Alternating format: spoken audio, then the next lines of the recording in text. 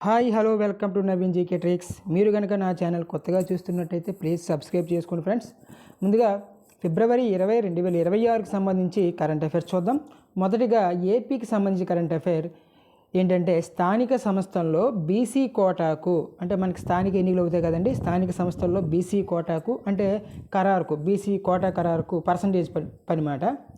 AP government Rajiv Ranjan Mishra, అయితే ఈయన విశ్రాంత ఐఏఎస్ అధికారి రాజీవ్ రంజన్ మిశ్రా కమిషన్ నియమించింది. దేని కొరకు? బీసీ కోటా రిజర్వేషన్ కొరకు ఏపీ గవర్నమెంట్ అనేది రాజీవ్ రంజన్ మిశ్రా కమిషన్ నియమించింది. అది కూడా స్థానిక సంస్థల ఎన్నికలకు సంబంధించింది. అయితే ఇతనిని ఒక్కనే మనకి నియమించింది, దాన్నే మనం ఏకసభ్య కమిషన్ అంటాం. సో ఏకసభ్య కమిషన్ చైర్మన్గా నియమితులు అయ్యారు రాజీవ్ రంజన్ మిశ్రా. దాని కొరకు ఏపీ గవర్నమెంట్ 45 గడువు మాత్రమే ఇవ్వడం జరిగింది. అయితే రాజ్యాంగ నిబంధన ప్రకారం బీసీ రిజర్వేషన్ శాతం నిర్ణయించడం దీని యొక్క ముఖ్య ఉద్దేశము. అయితే మనకి ఏంటంటే ఈ బీసీ సంక్షేమ శాఖ అదనపు సంచాలకులైన చంద్రశేఖర్ రాజు గారు ఈ కమిషన్కు సహాయపడేందుకు కార్యదర్శిగా కూడా వ్యవహరిస్తారు, చంద్రశేఖర్ గారు అనమాట. అయితే మనకి ఆర్టికల్ 243D అనేది పంచాయతీలో రిజర్వేషన్ నిబంధనలు తెలియజేస్తుందండి. ఇది మనకి జీకే పాయింట్ ఆఫ్ వ్యూలో పనికొస్తుంది. మనకి 73వ రాజ్యాంగ సవరణ చట్టం 1992లో జరిగింది పంచాయతీరాజ్ వ్యవస్థ బలోపేతం. అందుకే మనం ఏప్రిల్ 24న పంచాయతీరాజ్ దినోత్సవంగా జరుపుకోవడం జరుగుతుంది. అలాగే ఆర్టికల్ 243T మున్సిపాలిటీ రిజర్వేషన్ నిబంధనను తెలియజేస్తుంది. 74వ రాజ్యాంగ సవరణ చట్టం అనేది 1992 మున్సిపల్ పరిపాలన బలోపేతాన్ని తెలియజేస్తుంది. సో ఇది మనకి జీకే పాయింట్ ఆఫ్ వ్యూలో ఈ టాపిక్స్ అనేవి important. Article 243 and 243T panchayat అలాగే మున్సిపాలిటీ మనకి. అలాగే నెక్స్ట్ టాపిక్ చూస్తే రావి నదిపై షాహ్పూర్ కండి ఆనకట్ట ప్రాజెక్టు. మనకి రావి నది అనేసరికి మనకి ఇది సట్లెజ్ నదికి ఉపనది అండి. ఇది రావి నదిలో మిగులు నీరు పాకిస్తాన్కి వెళ్లకుండా వినియోగించుకునేందుకు భారత్ ఈ షాహీపూర్ కండి ఆనకట్ట ప్రాజెక్టును పూర్తి చేయాలని యోచిస్తుంది. సో పాకిస్తాన్కి కూడా మినిమం ఒక చుక్క నీరు కూడా వెళ్ళకూడదు అనే ఉద్దేశంతో. అయితే ఈ ప్రాజెక్టు పంజాబ్ రాష్ట్రంలో పఠాన్కోట్ జిల్లాలో పంజాబ్ మరియు జమ్మూ కాశ్మీర్ సరిహద్దుల్లో సమీపంలో దీనిని నిర్మిస్తున్నారు. ఓకేనా. అయితే ఇది మనకి సట్లెజ్ నదికి ఉపనది అండి, రావి నది. నెక్స్ట్ అలాగే మనకు ఆల్రెడీ తెలుసు సింధు నది జల ఒప్పందం అనేది 1960 సెప్టెంబర్ 19న ఇండియాకి పాకిస్తాన్కి వరల్డ్ బ్యాంక్ మధ్యవర్తిత్వంతో ఇది ఒప్పందం కుదిరింది. సో ఈ సింధు జల ఒప్పందం నుంచి వైదొలుగుతున్నట్టు మనకి భారత్ అనేది ప్రకటించడం కూడా జరిగింది. అందులో భాగంగానే ఇవన్నీ చేస్తుంది. సో రావి నదిపై షాహ్పూర్ కండి ఆనకట్ట ప్రాజెక్టు. సో గుర్తుపెట్టుకోండి. నెక్స్ట్ రావి నది ఇది హిమాచల్లో ఉద్భవించి పంజాబ్ గుండా ప్రవహించి పాకిస్తాన్లో ప్రవేశిస్తుంది. సో చాలా ఇంపార్టెంట్. ఆ ప్రాజెక్ట్ గుర్తుపెట్టుకోండి, షాహ్పూర్ కండి ఆనకట్ట ప్రాజెక్ట్. నెక్స్ట్ వన్ అండి, తీర ప్రాంతాల్లో జల ప్రవాహాన్ని రాష్ట్ర విపత్తుగా ప్రకటించిన కేరళ. ఓకేనా. తీర ప్రాంతాల్లో జల ప్రవాహాన్ని రాష్ట్ర విపత్తుగా ప్రకటించిన కేరళ. ఇది సముద్ర తీర ప్రాంతాల్లో తాత్కాలికంగా నీరు ముంచెత్తే పరిస్థితి. సో మనం కేరళ గురించి మాట్లాడుతున్నాం కాబట్టి కేరళ యొక్క రాజధాని తిరువనంతపురం. అక్కడ సీఎంగా మనకి పినరయి విజయన్ గారు చేస్తున్నారు, గవర్నర్గా రాజేంద్ర ఆర్లేకర్. ఓకేనా. ఇందులో కేరళ అలాగే ఆర్లే గుర్తుపెట్టుకోండి, రలా ఆర్లే. నెక్స్ట్ జాతీయ విపత్తు నిర్వహణ ప్రాధికార సంస్థ 2005 ఢిల్లీలో ఉంది, మనకి చూసుకోండి, చాలా ఇంపార్టెంట్ ఇది. అయితే ఇక్కడ తీర ప్రాంతాల్లో జల ప్రవాహాన్ని రాష్ట్ర విపత్తుగా ప్రకటించిన రాష్ట్రము కేరళ. నెక్స్ట్ టాపిక్ అండి, 122 ఏళ్ల తర్వాత తెరుచుకోనున్న కోనార్క్ సూర్య దేవాలయ గర్భగుడి. యాక్చువల్గా 13వ శతాబ్దపు కోనార్క్ సూర్య దేవాలయం అంటే 1250 CEలో సూర్య దేవాలయం ఎక్కడుంది? మనకి ఒడిశాలో ఉంది. మనకి 10 రూపీస్ నోట్ పైన కూడా మనకి ఆ కోనార్క్ సూర్య దేవాలయం కనిపిస్తుంది. 122 ఏళ్ల తర్వాత గర్భగుడి తెరవనున్నారు. అయితే గంగా వంశానికి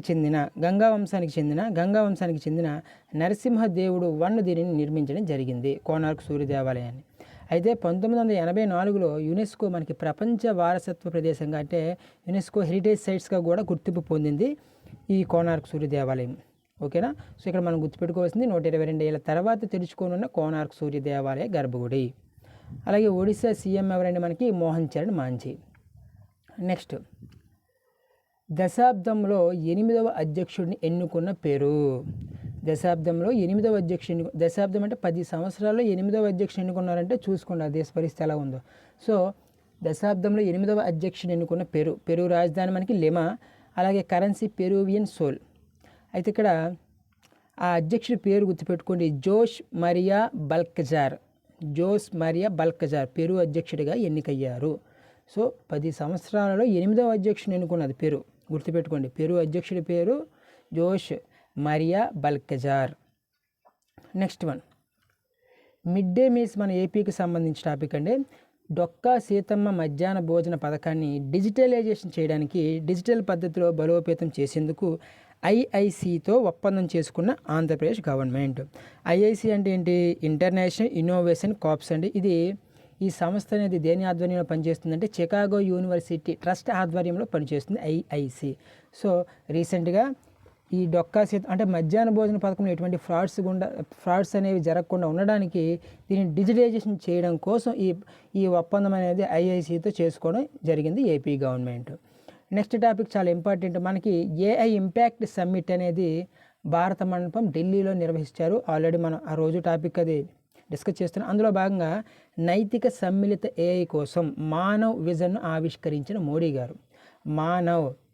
మనకి ఏఐని ఏ విధంగా వాడాలనే ఉద్దేశంతో మోడీ గారు మానవ్ అనే విజన్ ఆవిష్కరించారండి. మానవ్ అంటే ఎం అంటే మనకి మోరల్ ఎథికల్ సిస్టమ్ అంటే నైతిక విలువల వ్యవస్థ అని అర్థము.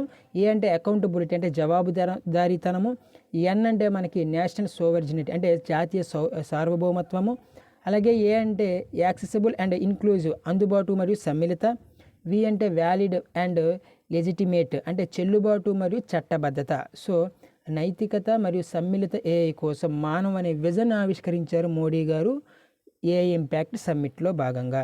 సో అదేవిధంగా ఆయన ప్రసంగించిన భాషను 11 భాషల్లో మనకి అనువదించడం జరిగింది IRMS ద్వారా, గుర్తుపెట్టుకోండి 11 భాషల్లో.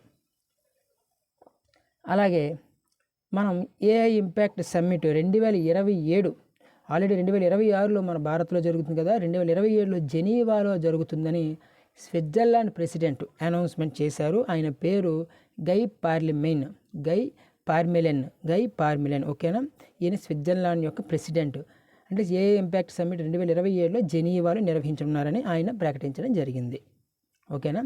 నెక్స్ట్ వన్, 6వ జాతీయ రాఫ్టింగ్ ఛాంపియన్షిప్, ఇది వాటర్ స్పోర్ట్స్కి సంబంధించి జమ్మూ కాశ్మీర్లో ప్రారంభమైందండి, గుర్తుపెట్టుకోండి.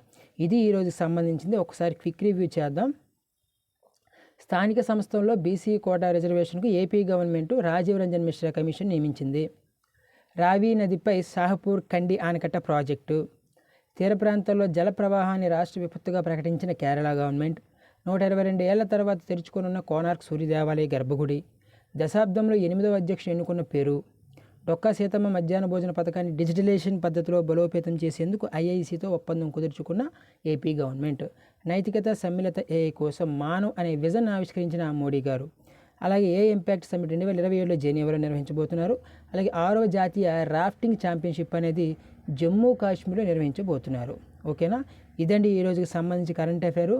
అలాగే మనకి పీడిఎఫ్స్ అనేవి అవైలబుల్గా ఉన్నాయి ఎన్టీపీసీకి, అలాగే గ్రూప్ డీకి. మనకి త్వరలో డిఎస్సి అంటున్నాడు కాబట్టి డిఎస్సికి సంబంధించి కూడా మనకి కరెంట్ అఫైర్ పీడిఎఫ్ అనేది మినిమం 9 మంత్స్ అయినా చదవాలండి. సో ఫర్ ఎగ్జాంపుల్ మనకి మార్చిలో ఎగ్జామ్స్ పడితే జనవరి, ఫిబ్రవరి, మార్చితో పాటు ప్రీవియస్ 6 months అంటే జూలై నుంచి చదువుకోవాలండి. July, August, September, October, November, December 6 months. So దానికి సంబంధించి పీడిఎఫ్ అనేది మనకి అవైలబుల్గా ఉంది. ఎవరికైనా కావాలి అంటే కామెంట్ చేయండి. Thank you.